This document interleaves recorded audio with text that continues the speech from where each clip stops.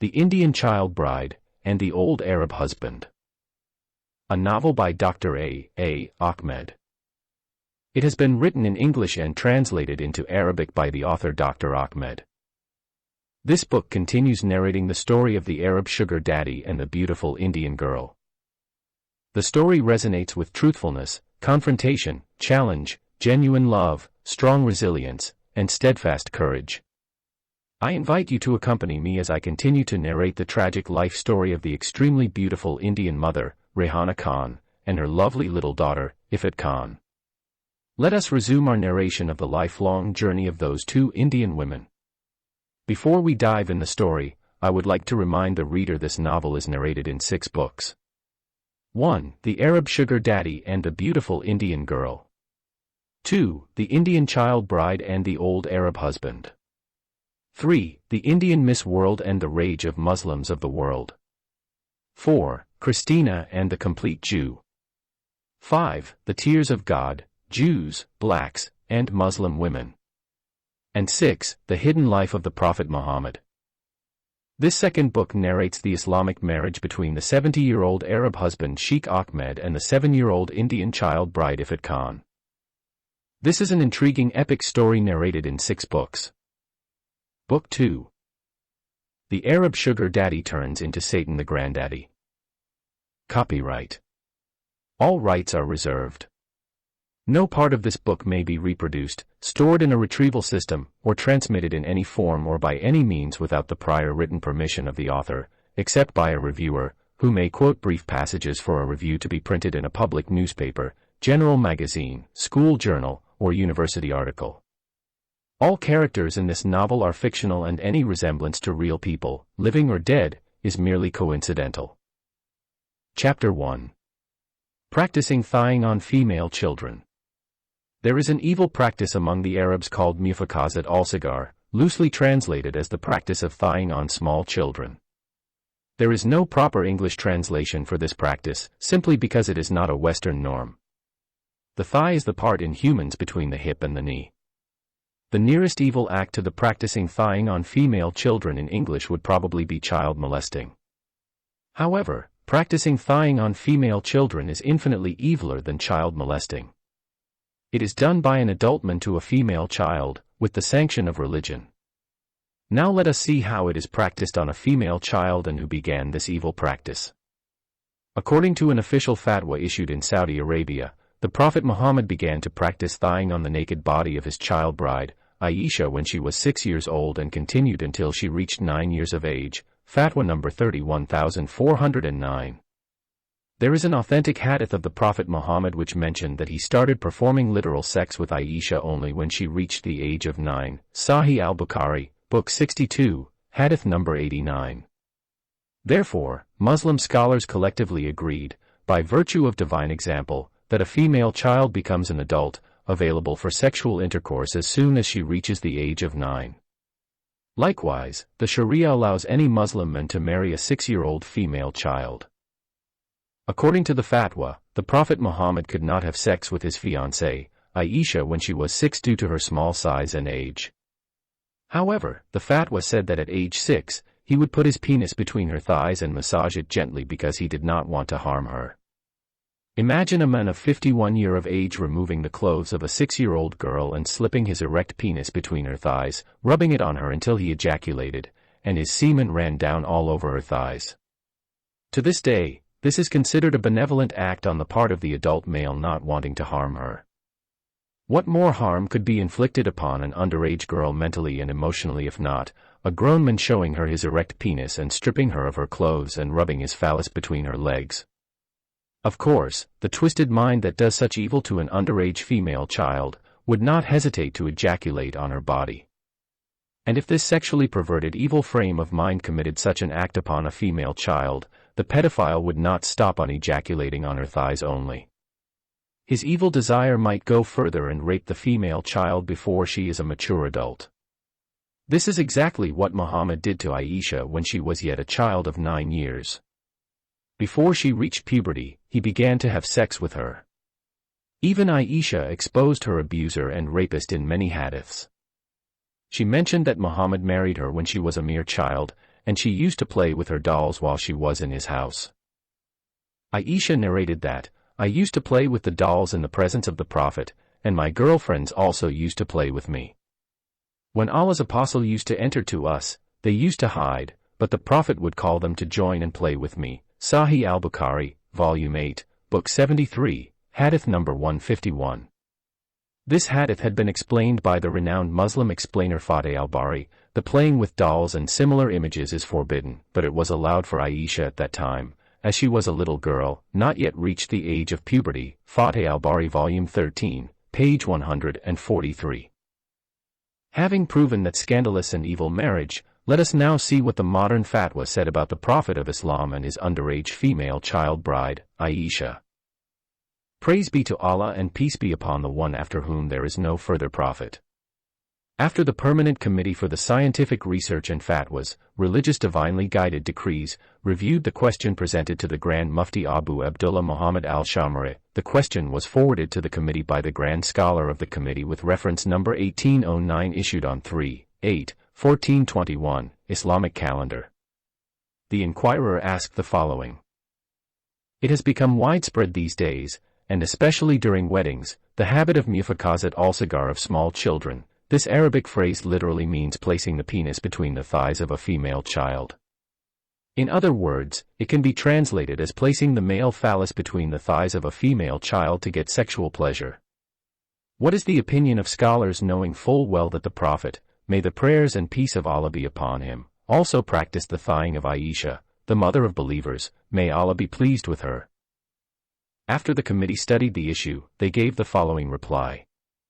It has not been the practice of the Muslims throughout the centuries to resort to this unlawful practice that has come to our countries from pornographic movies al-Kufar, the Western infidels, and the other enemies of Islam sent to us. As for the Prophet, peace and prayers of Allah be upon him, thighing his fiancée Aisha. She was 6 years of age, and he could not have intercourse with her due to her small age. That is why the Prophet, peace and prayers of Allah be upon him, placed his penis between her thighs and massaged it lightly, as the Apostle of Allah had control of his penis, not like other believers. 2 quick observations about this immoral and evil fatwa. Firstly, the fatwa said the Prophet Muhammad had practiced female child thighing on his fiancée Aisha and not his wife Aisha. That means he had sexually abused and molested Aisha before he married her. Secondly, the fatwa said Muslims learn to practice thighing of female children from the pornographic movies the Western infidels create and send to the Muslim world. But then the fatwa contradicted itself when it said the Prophet Muhammad was the one who practiced thighing his fiancée, Aisha, because she was 6 years of age, and he could not have intercourse with her due to her small age. That is why the Prophet, peace and prayers of Allah be upon him, placed his penis between her thighs and massaged it lightly. That means Muslim men learn to practice the thighing of female children from the example of the child abuser, the alleged prophet of God Muhammad, and not from the Western infidels and their pornographic movies. Muhammad and his female child bride lived in the 7th century, and videos and pornographic movies are the inventions of the modern time in the 20th century.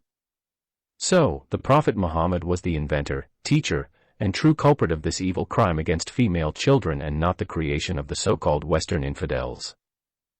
Practicing thighing of female children is practiced in many Arab and Muslim countries, notably in Saudi Arabia, Yemen, Iraq, Iran, and the other Gulf countries. These countries are notoriously known for this evil practice.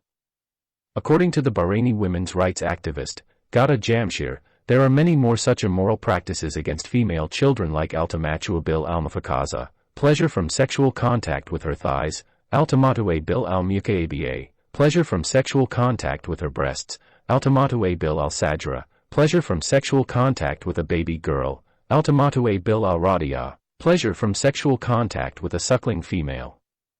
By Bahraini women's rights activist, Ghada Jamshir. The Islamic Sharia authorizes a grown-up man to marry even a 9-year-old female child. It is quite common to see a man of 70 or 80 years of age marrying a female child of 8 or 10 years. Recently, an 80-year-old Saudi man married a 10-year-old girl. On the wedding night, the child's private parts hemorrhaged so badly that they had to take her to the hospital.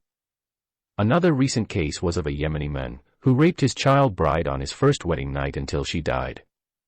These are just a handful of the thousands of rapes of female children that take place each year legalized by Islamic child marriage following the evil example of the Prophet Muhammad with his 9-year-old female child bride. Chapter 2.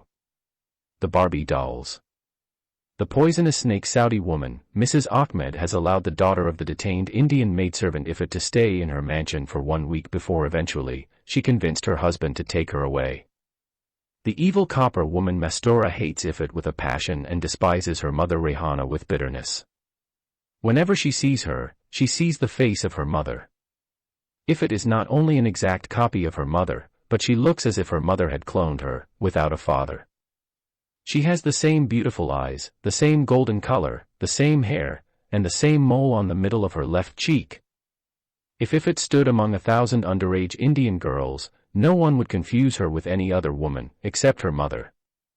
The only differences between her mother and her are their age and the size of their bodies. Her mother is a bit heavier and has a larger backside. Ifat might develop a more voluptuous body over time, much like her mother's once she started to develop into a young woman.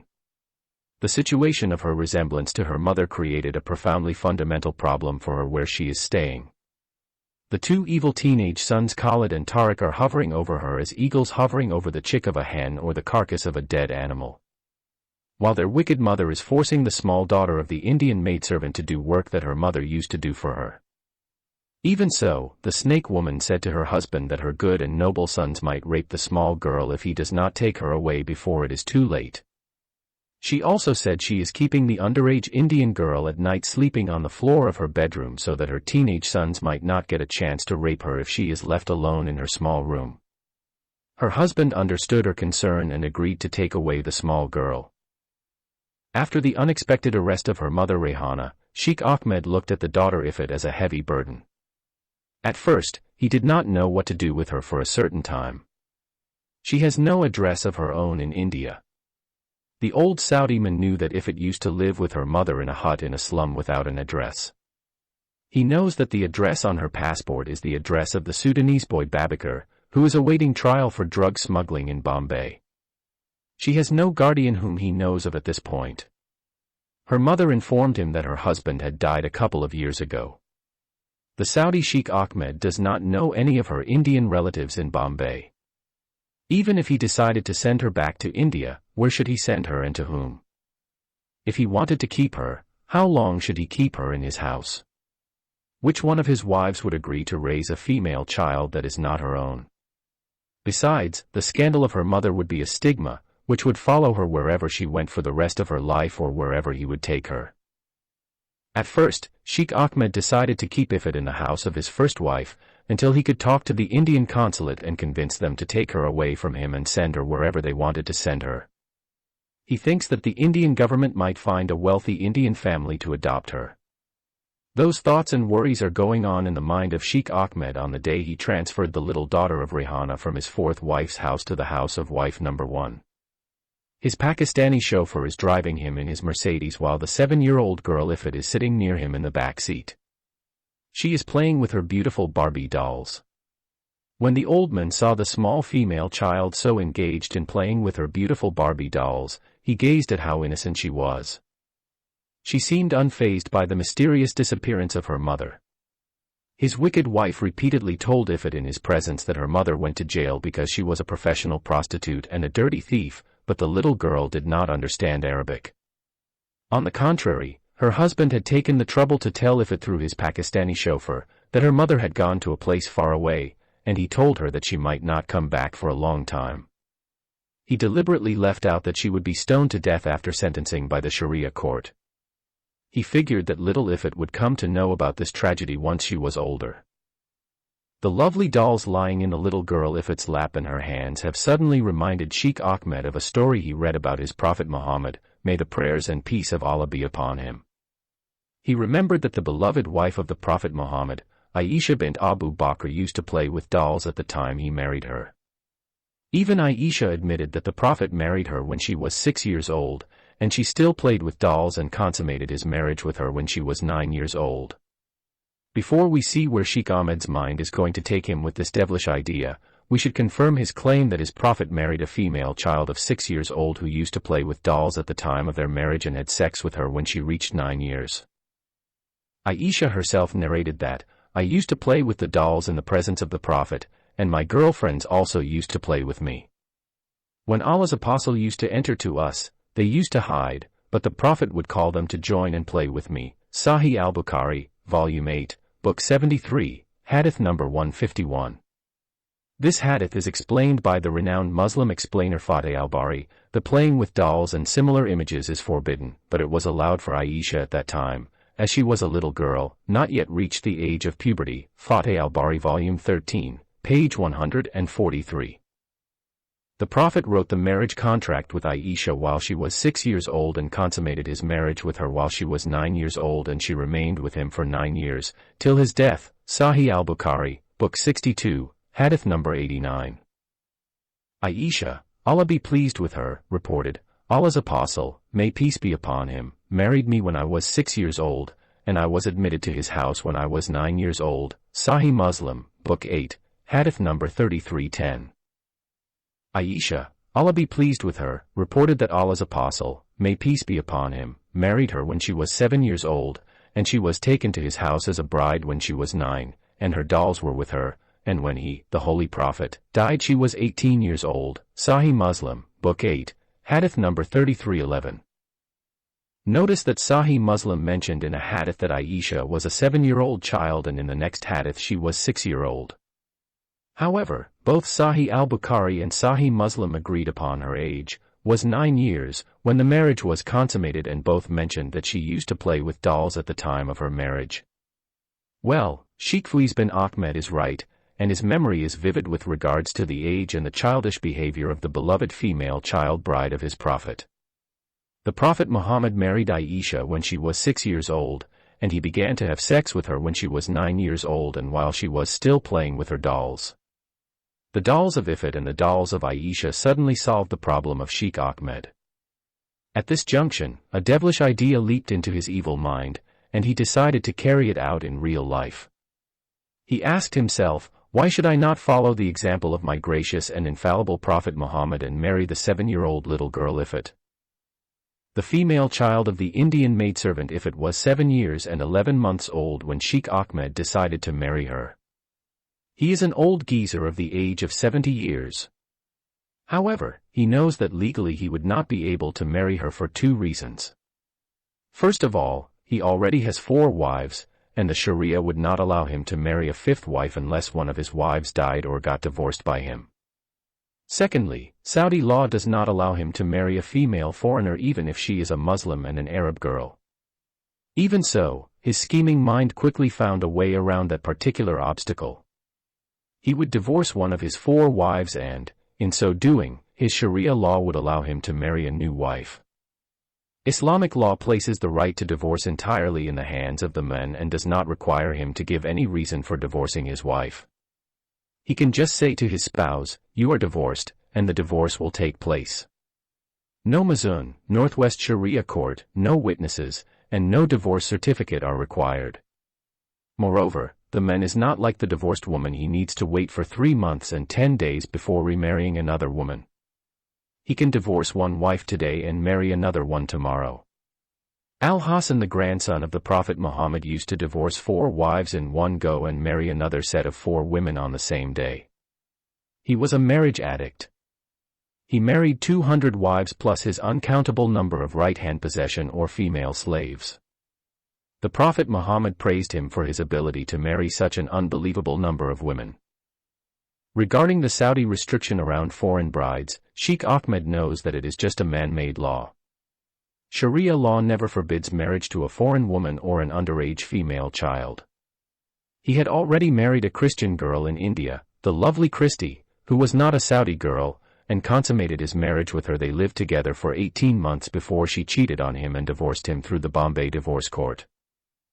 Regarding which wife the notorious womanizer Sheikh should divorce, 2 immediately popped into his mind. He should either divorce the 4th wife from whom he has just taken the little daughter of his detained maidservant away from her house, or the 1st wife he is taking Ifat to. The 4th wife is ugly, skinny, always complaining, and hard to please. His third wife is obese, ugly, and evil like him. The second wife is an old and decrepit woman. His first wife is old and dying of cancer. Twirling the idea in his head, Sheikh Ahmed dismissed the idea of divorcing Mastora for fear of losing her father's business favor. He then understandably decided to divorce Khadija, wife number 1, so that he could upgrade. After coming to that conclusion, Sheikh Ahmed began to justify this decision in his head. He has concluded that Rayhana Khan had used him to come to Saudi Arabia for her to be with her Indian lover Aslam Ali Khan. He reasoned that she lied about being raped by 2 Saudi policemen and rescued by a Bedouin family. She might also have just allowed the 2 police officers to have sex with her as a sexual bribe, and then she asked them to release her and then drop her off at her Indian lover's apartment. If that Indian man Aslam Ali Khan is not her lover, why did she agree to marry him? When he convinced her to marry his chauffeur, Sabir Ibrahim Shah, why did she not mention that she had already gotten married to another man? Why didn't her first husband phone him or come to ask for his wife back?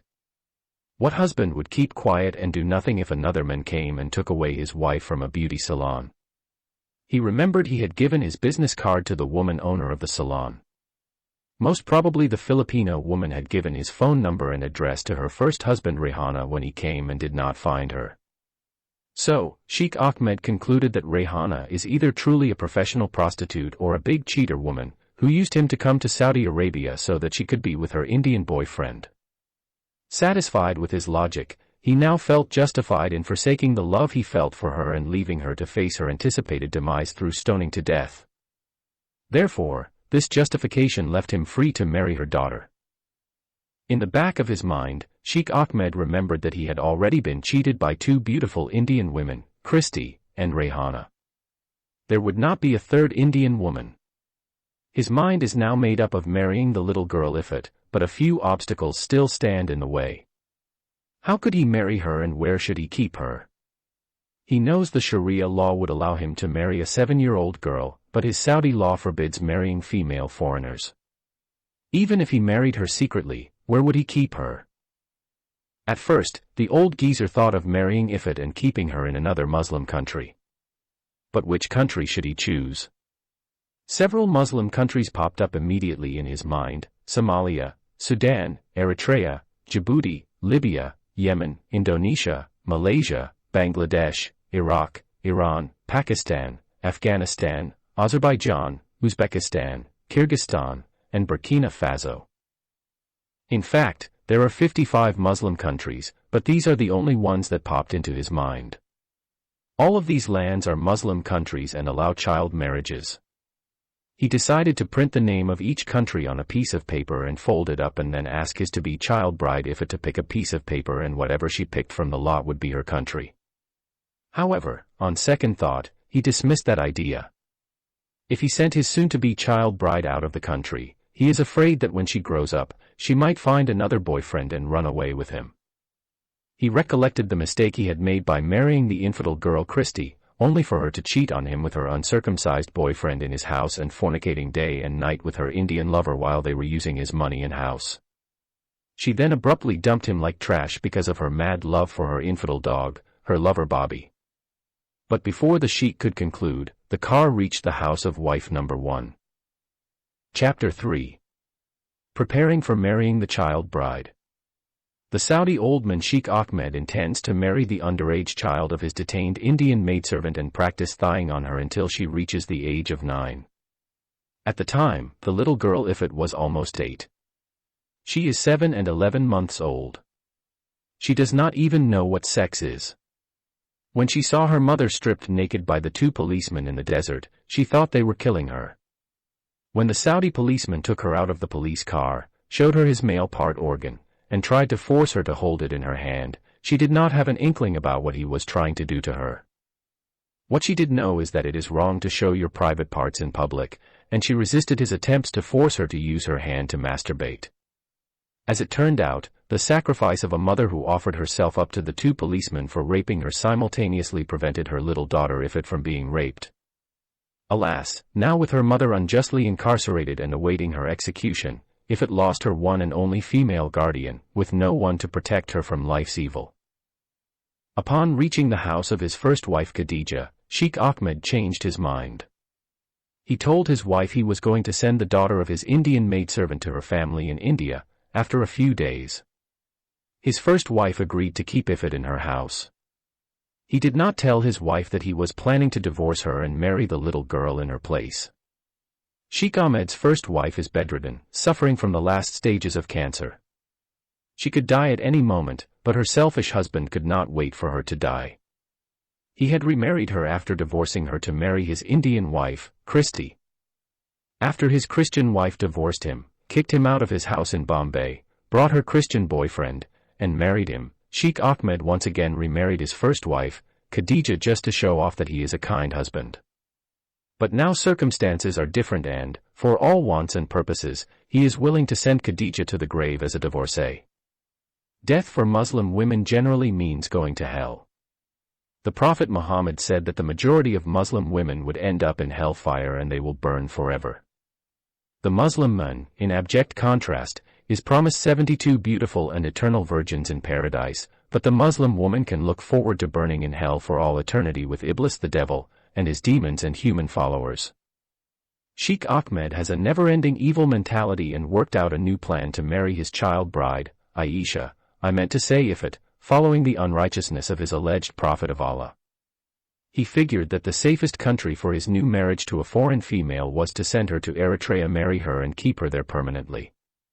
He has learned from some Eritreans in Saudi Arabia that Eritrea is well known for female child marriages. Most Eritreans traditionally give their female children in marriage as soon as they have reached 7, 8, or 9 years of age. Sheikh Ahmed knows that Islam forbids adoption, so he could not try to adopt Ifat and then pretend she is his daughter while she would be his wife undercover. He could do that by making her get married to his castrated pimp. But he then anticipated that one day, someone from the media or the Indian government might ask him the whereabouts of the daughter of his condemned Indian maidservant. Therefore, he planned to send Ifat to Eritrea via India. If he is asked about the female child of his imprisoned Indian maidservant, he could say that he had sent her to her relatives in Bombay. He knows no one is going to search for a small girl in a hut without an address in the largest slum in Asia, in the cosmopolitan city of Bombay, which has 19 million people. The old Saudi fears taking Ifat himself because he expected his bitterest enemy and former Indian chauffeur, Muhammad Khan, might find out about his arrival in Bombay and send some dangerous underworld mafia of the Bombay Gandas to kill him. He knows that an evil Indian man has spies everywhere, including the international airport. To avoid fatal retribution, he decided it would be safer to send his Pakistani chauffeur to travel with little Indian girl Ifat. However, this well-thought plan did not work out too well, as Sabir's application for a visa at the Indian consulate in Jeddah was promptly rejected because he is a Pakistani man. To get around that particular obstacle, Sheikh Ahmed booked the trip of his soon-to-be child bride and his Pakistani chauffeur on a Saudi flight to Eritrea through India and the Philippines. The routes that will be taken by the Saudi plane will be Bombay, Manila, and Asmara. In the end, the old man believes his smart plan shall exclude him from any culpability and absolve him of any blame if anyone in the future starts asking questions. He began rehearsing his story about how he sent her to her family in Bombay through his Pakistani chauffeur. And if he is asked where his Pakistani chauffeur is, he would simply say that his chauffeur decided to stay in India and make his way to Pakistan. Sheikh Ahmed already planned to keep Ifat in Asmara and keep his castrated Pakistani chauffeur as her guardian angel. He has no intention of allowing Ifat a chance of falling in love with another young man and running away with him. He is going to keep the young damsel in distress in her own Barbie doll castle. Only Barbie's handsome boyfriend Ken will not be there to steal her from him, and she would be well guarded by Sabir Ibrahim Shah, his faithful Pakistani pimp. To make his story more plausible, Sheikh Ahmed convinced his Pakistani chauffeur to pretend to be Ifat's mother's brother. When they both applied for visas to Eritrea, Sabir Shah claimed that Ifat Khan was the daughter of his sister Rehana Khan, who was married to a Muslim man from Pakistan by the name of Khan. But before they approached the Eritrean consulate in Jeddah, Sheikh Ahmed told Ifat another story. He told her that he was going to send her with Sabir to her mother in India. To that end, she is supposed to say that Sabir Ibrahim Shah is her mother's brother. The plan of the evil old man worked out perfectly, and his child bride began her trip to Eritrea. He flew to Asmara the very same day Ifrit and Sabir started their long trip to Eritrea via India and the Philippines. On a direct flight, he reached his final destination before them, and he booked 2 rooms in a 5-star hotel, one for Ifrit and her uncle and one for himself. He suspected that if he touched the little female child or molested her in the hotel she might scream out and get him into big trouble with the police of Asmara, especially since she is not his wife yet. And so, he decided to wait until he could conduct the marriage ceremony and then move her to a safe place in the city. He is planning to buy a house in Asmara and keep his child bride as his new wife and his everlasting female sex slave. Accordingly, Sheikh Faiz bin Ahmed bought a huge house in Asmara and transferred his to-be female child bride Ifrit Khan, and her fake uncle Sabir Ibrahim Shah to the home. Then he found an Eritrean Mazun and asked him to bring 2 male witnesses to his house to conduct the marriage ceremony with his young Indian fiancée.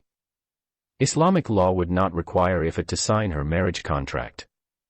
According to the Sharia, a woman is utterly incompetent to enter into a marriage contract either herself or for another even though her guardian should authorize her to do so. A father can contract the marriage of his virgin daughter without asking her consent whatever her age, citing Varma 1988. Page 24. Since Ifrit Khan is a virgin, her consent is not required. When her mother was contracted in marriage to Sabir, the Islamic law required her consent because she was not a virgin. In some Muslim countries, a Muslim widow or divorcee would not be forced into another marriage without her consent. When the Eritrean Mazun arrived, with his 2 witnesses, Sheikh Ahmed and Sabir signed the marriage contract. As her uncle, Sabir is considered the guardian of Ifrit Khan. The alleged messenger of God Muhammad said no marriage without a guardian. The Prophet said further that if a woman gets married without her guardian's consent, she is a prostitute. Somehow, Muhammad exempted himself from this law when he married Zainab bint Jahash and Safiya bint Huyai.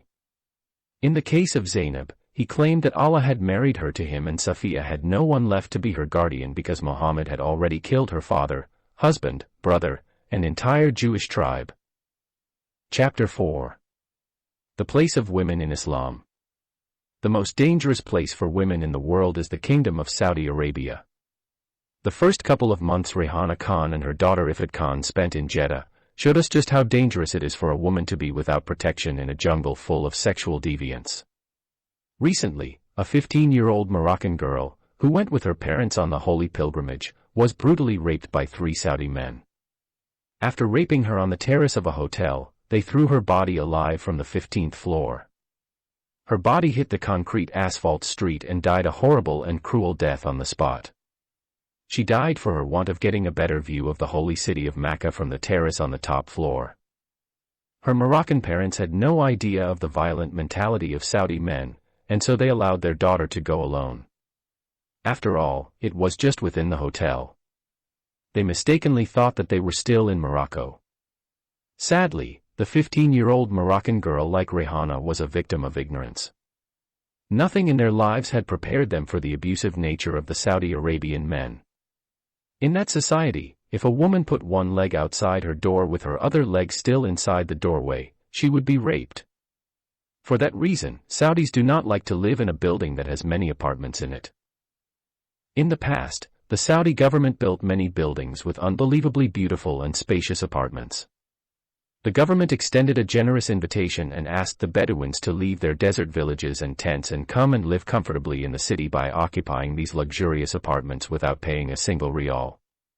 The Bedouins refused simply because they feared their neighbors might come in their absence and rape their daughters, sisters, and wives. It is also common for women to be raped in elevators.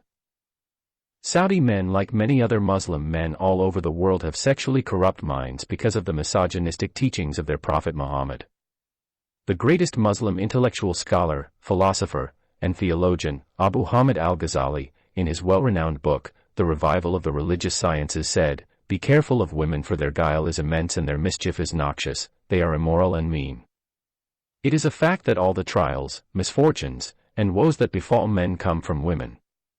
Therefore, following such misogynistic teaching, the Muslim man would not trust even his father and brother with his wife. This is because the Prophet Muhammad said that the in-laws are in imminent danger from their wife, and she is a death sentence for them. Muhammad himself could not control his lust when he saw his daughter-in-law, Zainab bint Jahash, in her tent while she was half nude.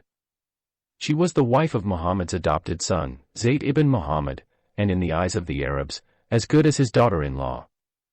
The Prophet Muhammad went to her house when her husband was away, saw her in a state of semi-nudeness and was sexually aroused. According to the Sirah, the Prophet's biography, Allah sent a wind, which lifted up the curtain of the tent and Muhammad saw Zainab lying on her bed half naked. Zainab is described by the books of biography as white, beautiful, and having a sensual body. To take her from her husband and marry Muhammad, the alleged prophet had fabricated verses in the Quran and claimed that Allah had given her to him in marriage. See Surah Al-Ahzab 33, verses 36 to 40. According to the biography, she was the only wife of the Prophet who had been married without a guardian. Her mazun was Allah, and the witness for the marriage was the angel, Gabriel. Simply put, no Muslim man should trust his wife. This stems from yet another Islamic tradition. The Islamic tradition said, 4 things can never be trusted: the money, sultan, time, and woman even if you have lived with her for a very long time. Quoted in Al-Kimni, Rab al-Zaman, The Lord of This Time, Women in Religious Heritage and Legends, 1996, page 220. To understand the misogynistic mind of the Muslim man and the low position that Islam has placed on women, we need to refer again to the above-quoted book. The Egyptian Muslim thinker, Sayyid al-Kimni, held the Islamic heritage responsible for degrading Muslim women. Al-Kimni Rab al-Zaman, The Lord of This Time, 1996, page 219. According to him, the Islamic religious heritage made the Muslim woman believe she had been created from a bent rib, deficient in religion and intellect. Her testimony equals half of a man's testimony, her inheritance is half of a man's share. She cannot divorce her spouse while her husband can divorce her any time for a reason or without reason. Al-Kimni, page 220. The Muslim woman believes herself to be a Satan and therefore she cannot control her sexual desires. Al-Kimni, page 221. According to the Islamic heritage, woman succumbs to her lust and not intellect. She has a natural tendency to cheat on her husband because she is one of the 4 that could not be trusted: money, sultan, time, and woman. Al-Kimni, page 220. Women had been created for the comfort and sexual enjoyment of their husbands. In that way, the religious heritage made the Muslim woman believe herself to be a mere pussy or vagina, and hence she is called al-Hurma, taboo, and haram, forbidden. Al-Kimni, page 222.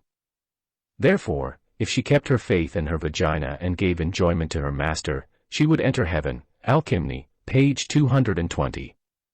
A woman's faith could not be perfected except by her complete obedience and submission to her husband, and such obedience would secure her a place in heaven as a prostitute among the many harems of the men. Al-Kimni, page 221.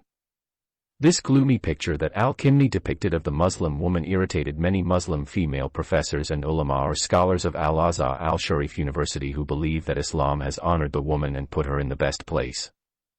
Consequently, Al-Kimni had been condemned as a kafir or a heretic by the female professors of Al-Azhar Al-Sharif University because he exposed in his book, The Fascists and the Nation, the low status in which Islam put the woman, that she is inferior to men in every respect and made for his sexual pleasure. The main reason for their protest is that Al-Kimni made a mistake by demanding rights for women, which Islam gave to men only. Al-Kimni, page 177. Chapter 5. Practicing thighing on the underage bride. When the little female child Ifat Khan contracted in marriage to the 70-year-old Saudi man, she was over 7 years old, almost 8 years less a month. She has no idea what marriage is.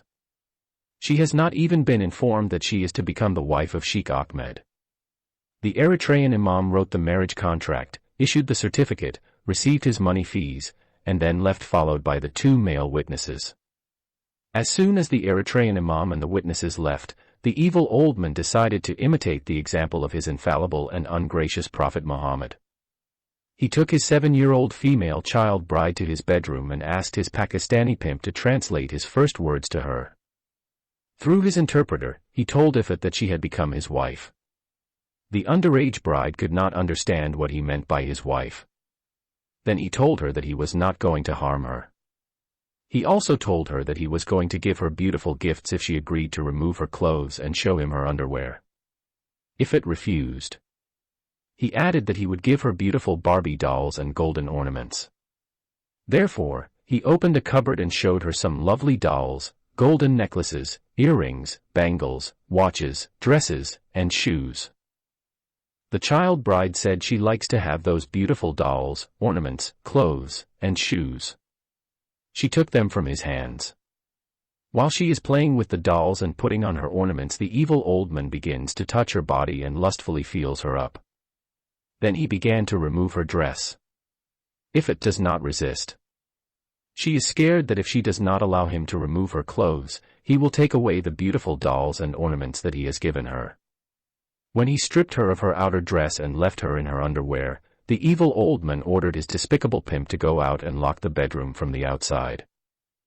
The old geezer has prepared himself. He has various kinds of chocolates, candies, and cookies. He also purchased lovely dolls, ornaments, dresses, and shoes. He bought some games too.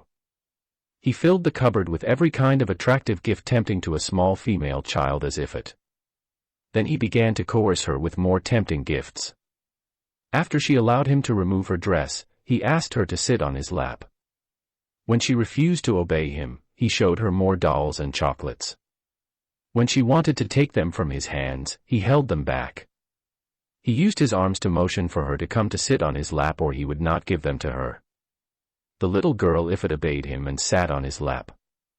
When he began to feel her body, kiss her, and touch her secret private parts, she got scared and tried to run away from him. Of course, he restrained her and promised to give her more gifts. After that, he opened his garment and showed her his phallus. Ifrit refused to look at his private parts, closed her eyes, and began to cry. He let go of her and he allowed her to get up from his lap. He stood up, went to the child-sized cupboard, and opened all the drawers and doors. Then he showed her many more dolls, ornaments, candies, and cookies. He waved his hand and invited her to come and select whatever she would like. Tempted by the beautiful gifts, Ifrit went to the cupboard and began to grab whatever she liked. While she was bending over selecting all the fascinating and colorful gifts she had never seen before and would like to have, he came up from behind and began to practice the thighing on her. The little Indian girl Ifrit could not understand what he was doing to her, so she just continued to explore the cupboard. That day the 7-year-old girl saw things she should not have seen at her age, and she was sexually abused the way no female child should ever be. Only a dirty Arab pedophile would contemplate a scheme that culminates in the ruination of an underage girl's childhood. Little by little, the evil old man blackmailed Ifrit until he had accomplished his first thighing of the innocent female child and ejaculated all over her backside and his semen ran down her thighs. Then he allowed her to collect her collection, go to the washroom, wash her body, and then play with her dolls. Sheikh Ahmed felt no guilt. His conscience is cleared because he knows quite well that his Prophet Muhammad used to do the same thing to his 6-year-old female child bride, Aisha bint Abu Bakr. The reader might wonder why I felt the need to narrate the details of what the Saudi did to Rayhana's 7-year-old daughter. I wanted the reader to know and feel the pain that any underage girl who gets raped by a Muslim man would experience, while the evil pedophile act is condoned, even encouraged by the example of the Prophet Muhammad via the Quran in Surat Al-Talaq 65 verse 4. To this end, I showed how the old Saudi accomplished this abominable and abhorrent deed with a female child who had no carnal knowledge and did not react, as there was no pain in the thighing. The girl Ifrit Khan is still a child and not developed enough, neither physiologically nor psychologically for sex with an adult, much less one who is not inclined to be gentle. For her, it is simply a horrifying nightmare and unbearable torture. When the evil old man began to practice real sex and rape her, she felt like someone is inserting a knife in her private parts, a deep wound tearing her up inside while she screamed. Thighing was painless, and her young intuition already told her something was amiss. But a female child's resolve will crumble when coerced day after day, occasion after occasion. He tried to get her to use her hand to masturbate his phallus, failing to prevent harsher methods. He made her starve for many hours, and he refused to give her water. He locked her up in a small room, and he denied her basic human needs. For more than 24 hours, he imprisoned her in a room with no lights or windows. She is not allowed to use a washroom and has to use the same room as a toilet. Up against what must be for a small female child insurmountable odds and pressure, she agreed to do anything he willed. When she allowed him to use her hand to masturbate with him, he gave her food, cold drinks, and some pretty gifts. Every evil deviation that came into his dirty mind, he used it to satisfy his lust. What he did to her for 7 months did not only harm her physically, but it destroyed the female child within. He replaced the innocence of a female child with ugliness and shame that she would have to carry with her for the rest of her life. Chapter 6. On being a female child bride in Islam. Sex with the notorious Arab womanizer who is also a pedophile old man is an exceedingly painful daily experience for the underage girl Ifat Khan. She fought and struggled, but with his uncaring and brutal methods, he forced himself on her. Sheikh Ahmed, like many evil men, enjoys inflicting pain on his female victims during sex. Some Muslims believe that the jihad of the woman should be on the bed of her husband. The good Muslim wife is the one who is supposed to feel the pain during sexual intercourse, and the noise and sound of distress allow her husband to validate his manhood and strong sexual ability. The more she feels the pain in sex, and she screams, wails, and bewails, the better jihad she performs and gets rewarded by Allah. That is why Muslims in France pay huge sums of hard foreign currency to French doctors to have their wives made virgins again. A Muslim man in France is prepared to pay a French doctor $5,000 to make his wife a virgin just like the time he married her. He enjoys penetrating her cunt and breaking her hymen over and over again. The act of penetrating a woman's hymen causes bleeding and pain, for some more than others, especially the noticeably young wives. The evil and perverted is the mind of a husband who enjoys causing pain to his wife and seeing the blood running out of her vagina. Muslim men get these twisted ideas directly from the teachings of Islam about the virgins of paradise. The Quran and Hadith simply state that the virgins of paradise remain virgins after intercourse. The Prophet was asked, "Do we have sex in paradise?" He answered, "Yes, by he who holds my soul in his hand, and it will be done daman, that is the intercourse done with such shove and disturbance. And when it is finished, she will return pure and virgin again," cited in Hack and Newton 1996, page 17.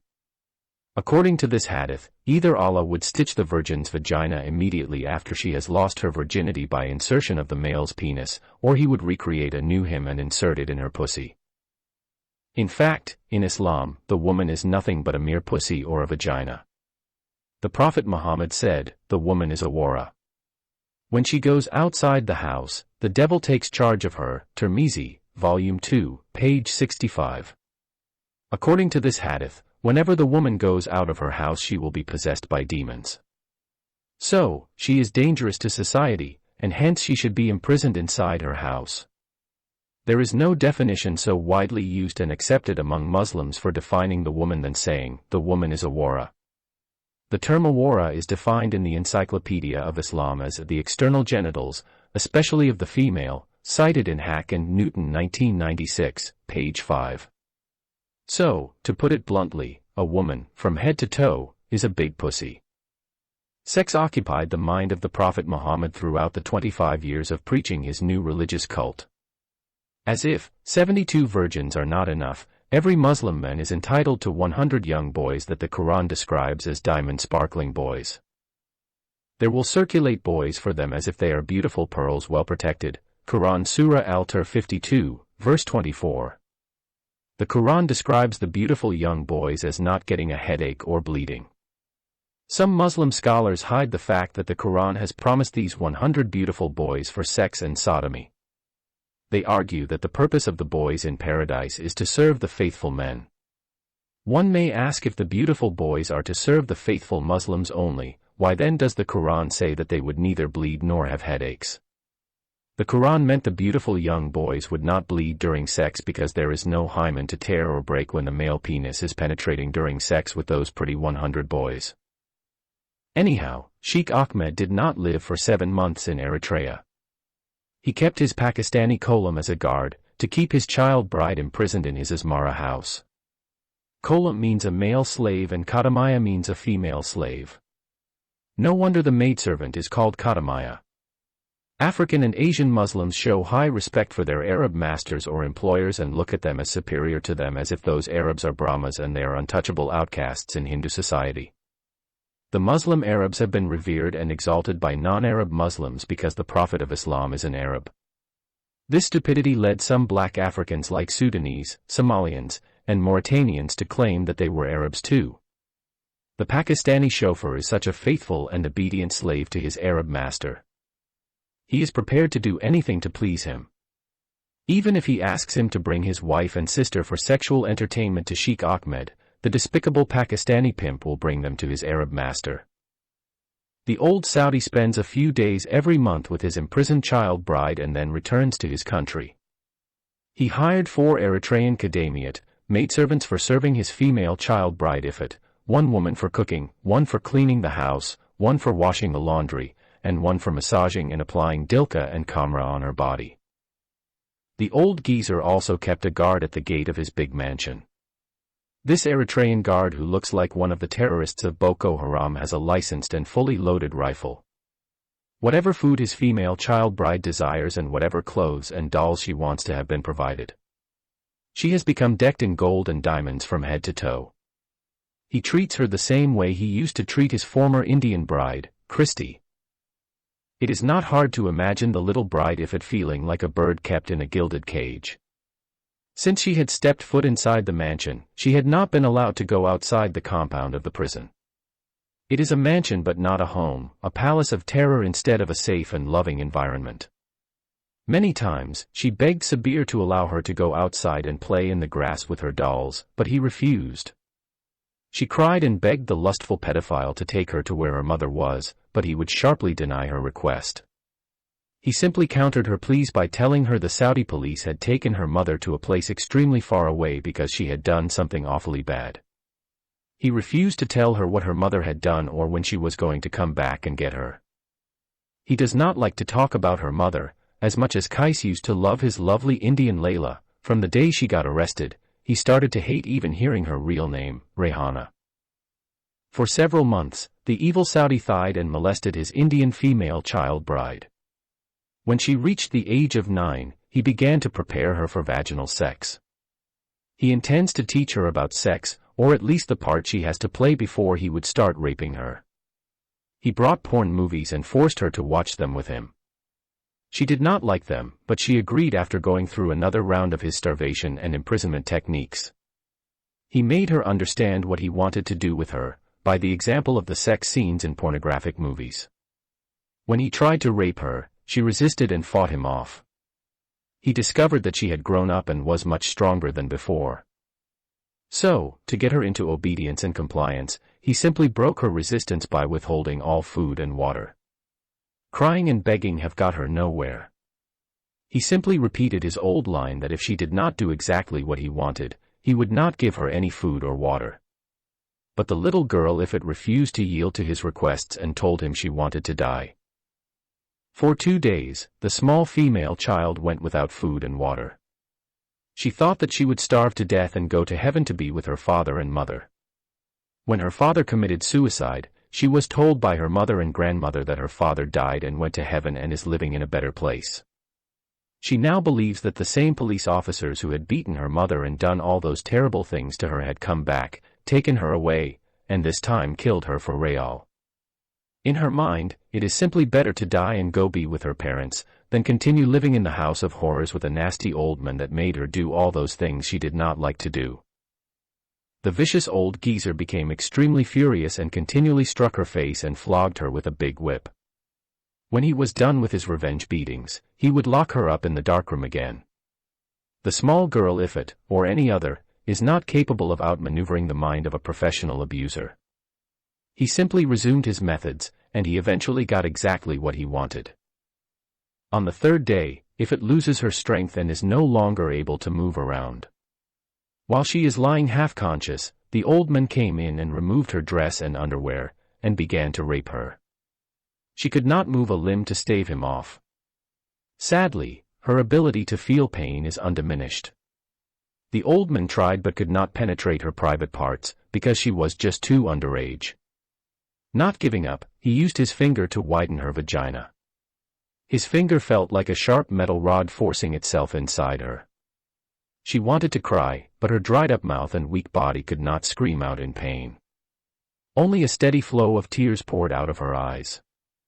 Using the middle fingers to widen the private parts of underage girls or female child wives is quite common in Arab countries. No matter how many times the old monster had tried repeatedly to penetrate the private parts of his underage child bride, he could not succeed.